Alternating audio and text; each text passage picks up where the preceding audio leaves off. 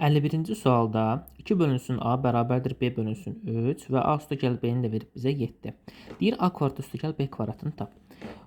Bu tənasübdən biz AB nəyə bərabərdir? Tənasübdə bilirik ki, çarpaz şəkildə vurulur. Yəni AB bərabərdir 6-ya. Bunu özümüzdə qeyd edirik.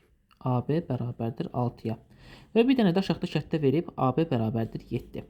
Ümumiyyətlə bu aşağıda düstur var. A kvadrat üstəgəl B kvadratı. Müxtəsər vurma düsturuna əsasən bu düstur bu qayda açılır. A üstə gəlsin B-nin kvadratı çıxılsın 2AB və yaxud da A çıxılsın B-nin kvadratı üstə gəlsin 2AB. Nə vaxt bu qayda açılır, nə vaxt bu qayda açılır? İndi onun izahını verək. Əgər şərtdə sizdə burada görürsünüz üstəgəl verib. A üstəgəl B-ni verib 7. Demək burada A üstəgəl B-nin yerinə 7 qoyub, 7-ni kvadrata yüksəldib, sonra çıxsaq 2 vurulsun. Bu AB-nin də qiyməti 6. Bunlar bizim cavabımız.